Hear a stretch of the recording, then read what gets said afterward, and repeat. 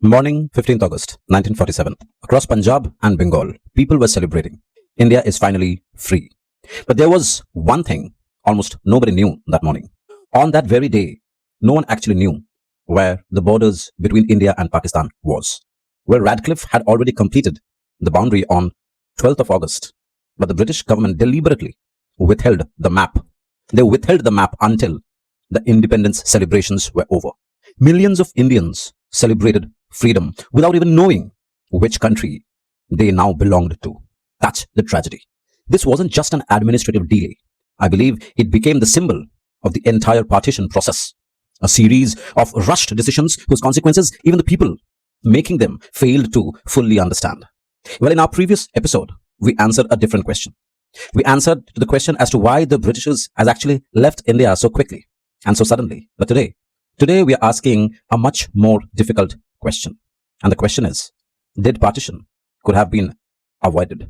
Did partition have to happen the way it did? And if not, at what point? Which decision actually changed the course of history forever? Well, a partition is often told as a single story, as if it was caused by one man or one political party, or rather one irreversible mistake. But when you go back to the original documents, and when I say original documents, I mean the British cabinet papers, I mean the official transfer of power records, the memoirs of the leaders themselves, a very, very different picture begins to emerge, something that we are not familiar with. Partition wasn't the result of one decision. It was, I believe, a culmination of at least 5 separate decisions made by different people at different moments for completely different reasons. And perhaps the most fascinating part is this. At the time, every one of those decisions seemed reasonable to the people making them. And none of them believed that they were creating one of the largest human tragedies of the 20th century. Yet, when those decisions collided, they changed the destiny of an entire subcontinent. So instead of asking who was responsible, let's ask a better question. Which decision made partition inevitable? And I want to ask this question to the whole of India, and perhaps the people who are outside India who have interest in the colonial Indian history. Which decision, I repeat, which decision, or rather decisions, made partition inevitable? Because history isn't always shaped by villains. Sometimes it is shaped by ordinary decisions whose consequences nobody fully understands until it is far too late. March 1946, 3 senior British ministers arrives in Delhi: Patrick Lawrence, Stafford Cripps, and A.V. Alexander. Their mission was very ambitious, perhaps impossible too. They were sent to find a way to grant India their independence, rather long due independence, without dividing the country. On 16th May 1946, they unveiled what eventually became known as the Cabinet Mission Plan. It was an extraordinary yet complex constitutional proposal. The proposal goes like this: that India would remain one united nation, but the power would be divided in a very unusual way. Instead of creating 2 separate countries, this was the solution they provided. They wanted that the provinces would be organized into 3 regional groups. Group A would include all the major Hindu majority provinces, while Group B and Group C would consist largely the Muslim majority regions, which includes Punjab, Sindh, the then northwestern frontier provinces, Bengal, Assam. And the idea was very simple. The idea was that if Muslim majority provinces were given enough autonomy, perhaps they would no longer feel the need for a special country called Pakistan. And for a brief moment, it actually seemed possible. It actually seemed possible because the Muslim League had accepted the plan on 6th of June. So did the Congress on 24th of June. For the first time in months, a united India looked achievable. And then everything changed. Everything changed on 10th of July 1946 when Jawaharlal Nehru held a press conference in Bombay. And when I say these minute details, I actually want people to ponder on such events because they actually changed the course of history. On 10th of July 1946, Jawaharlal Nehru held a press conference in Bombay. During that conference, he stated that Congress did not consider the provincial groupings to be permanently binding. Rather, he argued that the future Constituent Assembly should remain free. It should remain free to amend the arrangements as it saw fit. To many people, it sounded like an ordinary political statement, but certainly not to Muslim League. To Muslim League, it changed everything.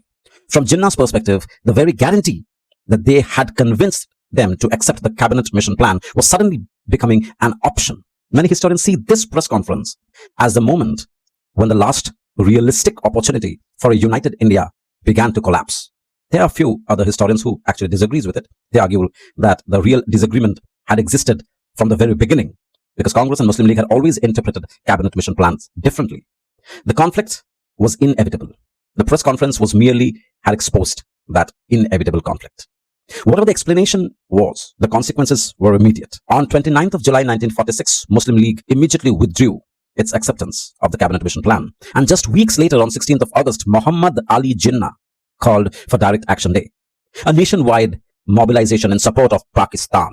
These are real facts. The result of that was a catastrophic communal violence that erupted across Calcutta. And within days, thousands of Hindus and Muslims had been killed. This wasn't just a failure of one community, nor was it a fault of one political party alone. It marked the complete collapse of the last serious constitutional attempt to keep India united. A collapse made even more dangerous by decades of British colonial policies, the divide and rule policies. They actually wanted to divide the Indian communities into separate political identities for their own benefits, for their selfish vested interests. And this is what we got at the end of the day. To understand why partition eventually became acceptable to Congress, we have to step inside the government itself. In September 1946, the interim government was formed.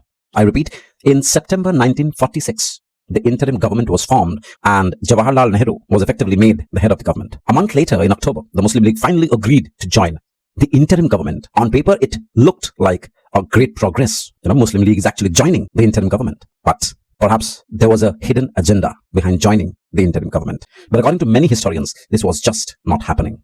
Instead of functioning as a united administration, the interim government became a battleground. The Congress and the Muslim League clashed over appointments. They clashed over everything, rather. They clashed over policies, they clashed over administration, and even over routine decisions. This made many contemporary observers believe that the Muslim League had actually entered the government not to make it work, but to prevent it from working. Whether or not that interpretation is entirely fair remains debated even today, but what is beyond dispute is the impact it had on the senior leadership of Congress. It actually bothered them, irritated them.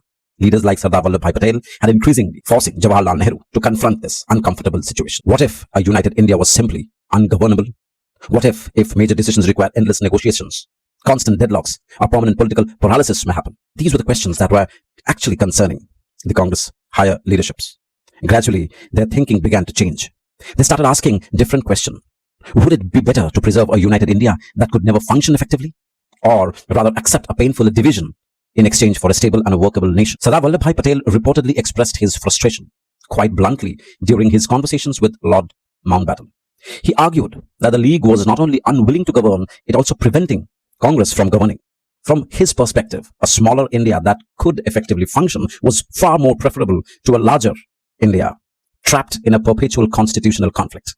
And this marked a profound shift in the Congress's position. It is very easy at the hindsight to blame a particular political party, but why Congress actually accepted the partition. It was not their choice. It has never been a choice between good or bad, or black and white. It has always been a choice where you are in a dilemma.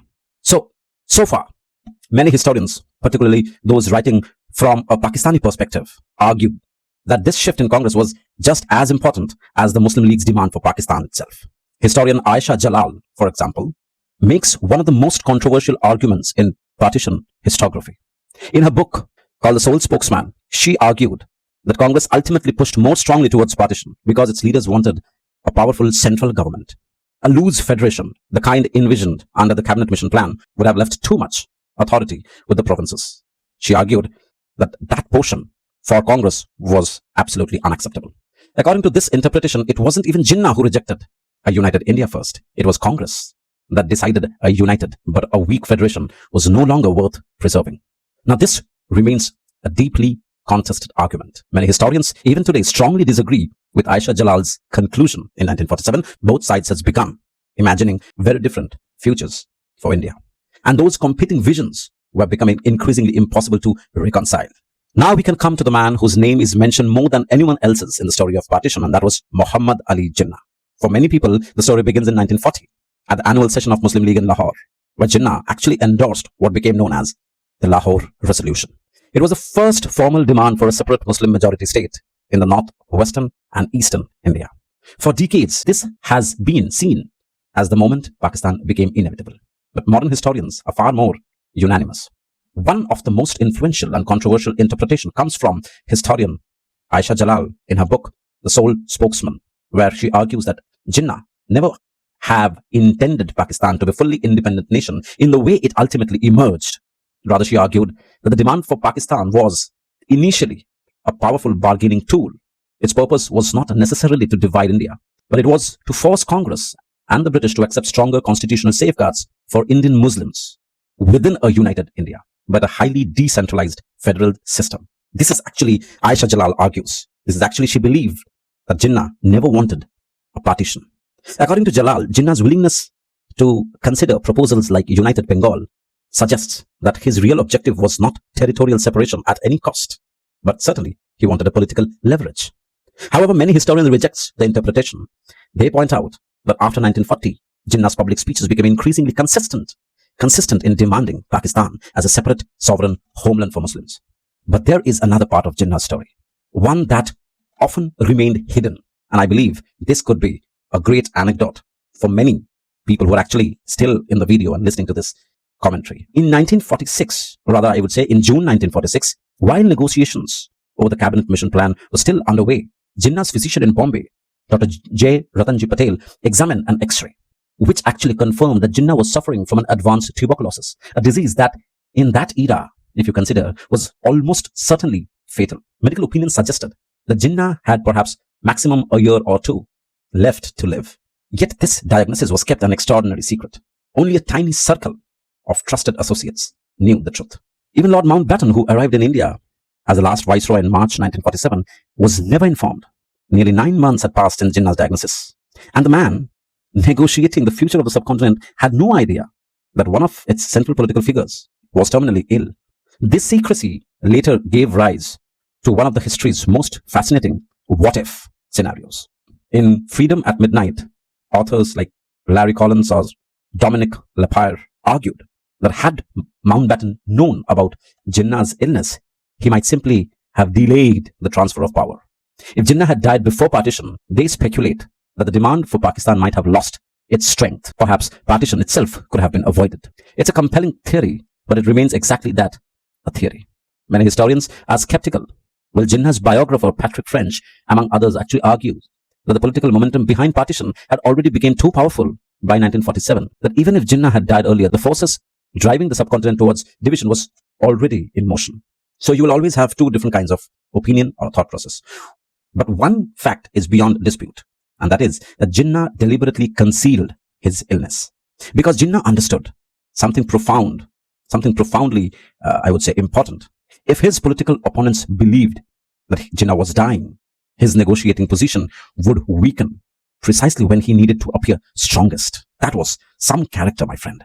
Sometimes history is not changed only by decisions people make. Sometimes it's shaped by the secrets that they choose to keep.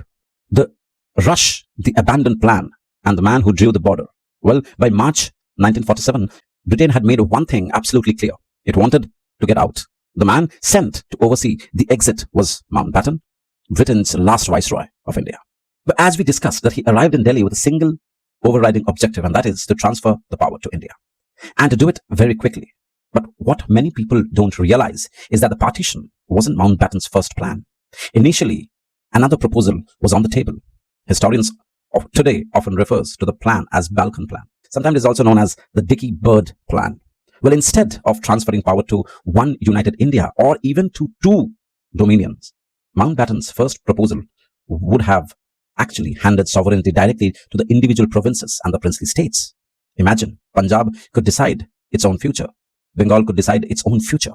And in effect, British India could have fragmented into dozens of Indian political entities, not two countries, but many countries. Now, looking back, it's difficult. It's difficult to imagine the chaos such a plan might have unleashed, but India could have resembled to the political fragmentation. India could have resembled the political fragmentation seen in parts of Europe after the collapse of old empires, a patchwork of competing states, each pursuing its own interest. India would never be the India what we witness today. Fortunately or unfortunately, depending on your perspective, the future never materialized. When Jawaharlal Nehru learned about this proposal, he reacted strongly. He believed it would completely destroy the idea of India as a single nation. Facing intense opposition, Mountbatten had to abandon his Balkan Plan. It became one of history's great roads not taken. Trust me. Instead, a new proposal actually emerged on 3rd June 1947 when Mountbatten announced what became known as the 3rd June Plan. Its core principles were quite straightforward. British India would be divided into two dominions, India and Pakistan, as we all know even today. But Punjab and Bengal would themselves be partitioned. And the northwestern frontier province would hold a referendum to decide which country it wishes to join. Well, the Muslim League accepted the plan on 9th of June, and the Congress did the same on 14th or 15th of June. And even Gandhi ultimately offered his reluctant acceptance. At that moment, partition became official. But one decision remained, and it would shape everything that followed. Originally, Britain had planned to transfer power in June 1948. That timetable would have allowed more than a year to organize its transition. Instead, Mountbatten made a dramatic change. He moved the date forward. From June 1948 to 15th August 1947, nearly almost 10 months earlier than anyone had expected. But the issue is why Mountbatten did that. Why? Well, Mountbatten later offered several explanations. Some of them were Britain was exhausted after the Second World War. The colonial administration was rapidly losing control. Huge amount of communal violence was spreading. The longer Britain stayed, the greater the risk of civil war. So he accelerated the process. Whether the decision prevented greater violence or intensified it, well, that remains one of the most fierce debates in the modern history. Years later, Mountbatten actually admitted something remarkable, and he said he had never imagined that so many people would abandon their home. He had not anticipated the scale of refugee crisis or the human suffering that would follow. It is a striking admission. One of the men responsible for overseeing the largest transfer of power in history had profoundly underestimated its human cost. And then came the final decision, one that would affect millions, and that is to draw the new international border. The Britishers actually appointed Sir Radcliffe, a respected lawyer. However, he had never visited to India before. And he was given almost an impossible task to complete, and that too within 5 weeks, my friend. To draw a boundary of Punjab and Bengal, two of the most diverse and densely populated regimes, in just 5 weeks. 5 weeks to divide villages, districts, railways, railway lines, rivers, farmlands, families, and communities that they had lived together for centuries. On 12th of August 1947, Radcliffe completed his report, but instead of publishing it immediately, the British government deliberately withheld the Boundary Award because officials feared that announcement of such kind would overshadow the celebration and trigger violence even earlier. So while millions are celebrating, as I already mentioned in the beginning, that while millions were celebrating freedom on 15th of August, they still didn't know which country they belonged to. Only on 16th and 17th August, after the celebration ended, were the new borders finally revealed. For somewhere between 10 to 15 million people, the consequences were inevitable. The consequences were immediate and almost overnight. They discovered that their homes, their villages, their families were now on the wrong side of the international border. History often remembers Independence Day as a moment of triumph, but for millions, the real story began only after the celebration, while the celebrations were over. So we return to the question we began with. Could partition have been avoided? Well, the honest answer is, it depends on which historians you are reading. For decades, the traditional Indian nationalist narrative has argued that the primary cause was simple. It was Muhammad Ali Jinnah's insistence on Pakistan and the Muslim League's demand for a separate nation. From that perspective, partition became unavoidable because political compromises had reached to its climax, to its limits. But many Pakistani historians and several modern scholars see the story very differently. Historian like Aisha Jalal, for example, as I mentioned earlier, she had an absolutely different idea. She had a different interpretation. So as the possibility disappeared, so did the last realistic chance. I believe that the debate remains one of the most influential debates in modern South Asian history. Other historians focus somewhere else entirely. Scholars like Yasmin Khan, who argued that the tragedy of partition cannot be explained by the decisions of 1946 and 47 alone. Its roots stretch back decades. It includes the British colonial policies, particularly the introduction of the separate electorates in 1909, which gradually encouraged Indians to think of themselves politically as members of different religious communities rather than as citizens sharing a common political future. From this perspective, partition wasn't created in a single year. It was a culmination of political structures that had been developing for generations. Then there are historians who place the greatest responsibility on Lord Mountbatten. They argued that his decision to accelerate the transfer of power, combined with the impossibly short deadline given to the Boundary Commission, left too little time for proper planning. Partition wasn't caused by one speech. It wasn't caused by one leader or one political party. It emerged from a chain of interconnected decisions. The collapse of the cabinet mission plan, the Congress's changing vision of India's future, Jinnah's political strategy, and the secret that he carried. He carried the secret regarding his health, along with Mountbatten's urgency, the rushed drawing of borders. Each decision taken on its own appeared rational to the people making it, but together they reshaped the lives of millions. History is often remembered through dramatic moments, yet more often it changes because a series of ordinary decisions gradually closes every other path. So on the 15th of August 1947, if I have to sum up, India awoke to freedom. Across the country, people celebrated the end of nearly 2 centuries of British rule. Flags were raised, crowds filled streets. Across the country, people celebrated the end of nearly 2 centuries of colonial rule. A new nation had been born. But during that very same week, the land celebrating independence was also being divided. For millions of people, the true meaning of freedom wasn't determined on the Independence Day. It was determined only after the celebration ended, when they finally discovered which side of the border their home now belongs to. So the next time someone asks you, why did partition happen? Be cautious of any answer that blames only one person or one decision or rather one political party. History is rarely that simple. Always remember that the partition of India was the product of 5 critical decisions. India became free, but at what cost? That needs to be kept in mind. So if you have followed this journey with us so far, I would love to hear your perspective on this. Which of these 5 decisions do you think changed the history the most? Let me know in the comment section. And if you would like to explore the evidence yourself, then all the major historical sources used for this episode are listed in the description below, because history is always richer when we read it for ourselves. Thank you so much.